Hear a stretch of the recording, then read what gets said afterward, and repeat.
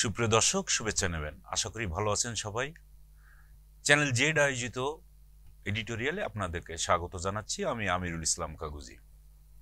সুপ্রিয় দর্শক, আপনারা ইতিমধ্যেই হয়তো শুনেছেন বা জেনেছেন, অন্তর্বর্তী সরকারের প্রধান উপদেষ্টা সুনিশ্চিত করে বলেছেন আগামী ২০২৬ সালের জুনের মধ্যেই একটি শান্তিপূর্ণ উৎসবমুখর পরিবেশে নির্বাচন অনুষ্ঠিত হবে।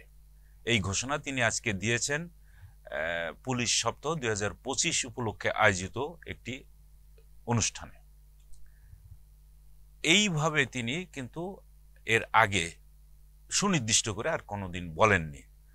এর ফলে রাজনৈতিক দলগুলোর মধ্যে যে সন্দেহ সংশয় ছিল, আশা করি প্রধান উপদেষ্টার এই ঘোষণার মধ্য দিয়ে সেই সংশয় সন্দেহ সবকিছু দূর হবে বলে আশা করা যায়। সুপ্রিয় দর্শক, আপনারা ইতিমধ্যে আরও শুনেছেন যে তিনি যে সমস্ত বক্তব্য ইতিমধ্যে দিয়েছেন, বারবার হয়তো নির্বাচনের তারিখ বা নির্বাচনের দিনক্ষণ নিয়ে একবার ডিসেম্বর বা জানুয়ারি এইভাবে কথা বলেছেন, কিন্তু এবার একেবারে সুনির্দিষ্ট করে বলে দিলেন যে জুনের মধ্যেই নির্বাচন অনুষ্ঠিত হবে, ২০২৬ সালের জুনের মধ্যে।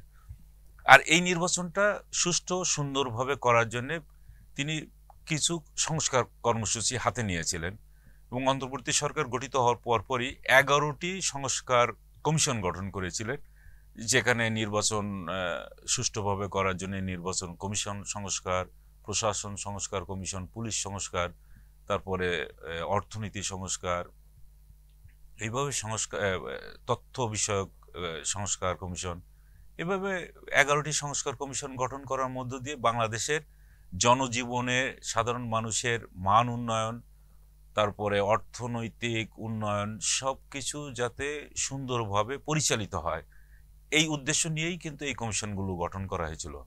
আর রাজনৈতিক দলগুলোর মধ্যে যে সংস্কার নিয়ে মতভেদ বা মতানৈক্য যেটা ছিল, সেটা খুব কাছাকাছি নিয়ে আসার জন্য একটি কমিশন গঠন করা হয়েছিল সর্বশেষ, সেটা হচ্ছে মতৈক্য কমিশন, যেটা ঐকমত্য কমিশন, এবং এটার ভাইস প্রেসিডেন্ট হিসাবে দায়িত্ব পালন করছেন আলী রিয়াজ। তিনি ইতিমধ্যেই দেশের বর্তমানে বৃহত্তম রাজনৈতিক দল বিএনপির সঙ্গে বেশ কয়েকবার বৈঠক করেছেন। অন্যান্য রাজনৈতিক দল জামাত এবং নাগরিক ঐক্য সহ যে সমস্ত রাজনৈতিক দল বিগত দিনে ফ্যাসিস্ট সরকারের বিরুদ্ধে আন্দোলন সংগ্রাম করেছে ঐক্যবদ্ধভাবে, তাদের সবাইকে নিয়েই তিনি এই সমস্ত মিটিং করেছেন। তো যে সংস্কারগুলো নিয়ে কথা হচ্ছিল এতদিন, যে সংস্কার আগে হবে, শেষ হবে, নাকি নির্বাচন পরে হবে, এখন কিন্তু পরিষ্কারভাবে বোঝা যাচ্ছে যে সংস্কারের বিষয়টি চলমান এবং চলতে থাকবে, আর ভোটের বিষয়টি, নির্বাচনের বিষয়টি এখন সুনির্দিষ্ট করে বলা হলো। এই সংস্কারের জন্য বিএনপির পক্ষ থেকে ২০২৩ সালের ১১ই জুলাই একটি ৩১ দফা কর্মসূচি দেওয়া হয়েছিল, রাষ্ট্র সংস্কারের যে কর্মসূচি, সেটার সঙ্গে বর্তমান যে সংস্কার কমিশনগুলো গঠিত হয়েছে তাদের মধ্যে তেমন তফাৎ দেখা যাচ্ছে না। দুই পক্ষই, বিশেষ করে বিএনপি যে ৩১ দফা কর্মসূচি ঘোষণা করেছিল, সেখানে প্রধানমন্ত্রী এবং প্রেসিডেন্টের মধ্যে যে ক্ষমতার ভারসাম্য, সেটা বজায় রাখার কথা বলা হয়েছিল।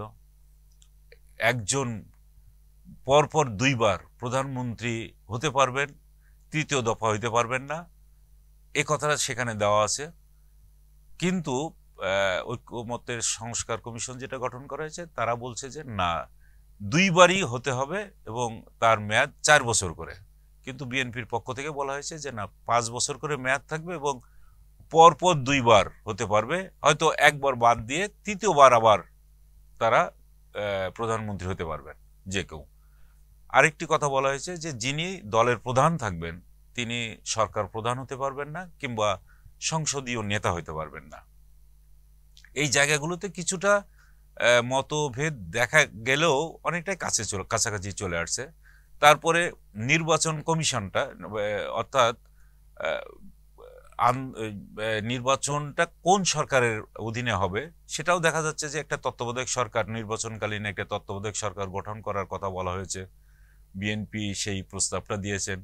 নির্বাচন কমিশন গঠন করার ক্ষেত্রে যে সার্চ কমিটি গঠন করা, সব বিষয়, তারপরে সংসদে যে 2টি কক্ষ, নিম্ন কক্ষ এবং উচ্চ কক্ষ গঠন করার কথা বলা হয়েছে, সেখানে বিএনপি এবং যে কমিশন গঠন করা হয়েছে সেখানেও প্রায় কাছাকাছি চলে আসছে।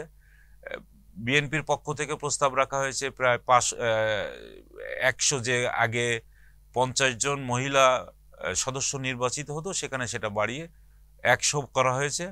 এবং সেটা বলা হচ্ছে যে নারীর ক্ষমতায়নের বিষয়টি তারা অগ্রাধিকার দিচ্ছে বলেই এইটা করেছে। এবং দেশের যারা বুদ্ধিজীবী, সাহিত্যিক, উচ্চ পর্যায়ের যারা নীতি নির্ধারণী থাকেন, তাদের মধ্য থেকে বিভিন্ন পেশাজীবীর মধ্য থেকে, বিভিন্ন পেশার নেতৃবৃন্দের মধ্য থেকে সদস্য নিয়ে উচ্চ কক্ষ গঠন করা হবে।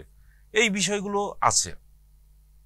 তো সংস্কারের মানে এমন একটা বিষয় চলে আসছে যে সংস্কার এবং বিভিন্ন রাজনৈতিক দল এবং সরকারের মধ্যে যারা আছেন তারা প্রত্যেকেই মোটামুটি খুব কাছাকাছি চলে আসছেন, যেই কারণে তত্ত্বাবধায়ক অন্তর্বর্তী সরকারের প্রধান ডক্টর ইউনূস হয়তো দৃঢ়তার সঙ্গে ব্যক্ত করতে সক্ষম হয়েছেন যে আগামী জুনের মধ্যেই নির্বাচনটা অনুষ্ঠিত হবে। তো যে সংশয় ছিল সেটা আশা করি দূর হয়ে যাবে মানুষের মনের থেকে, রাজনৈতিক দলগুলোর মনের থেকে। ফলে আমরা একটি উৎসবমুখর পরিবেশে নির্বাচন দেখতে পাবো এবং সেই নির্বাচনের জন্য দেশবাসী অপেক্ষা করছে।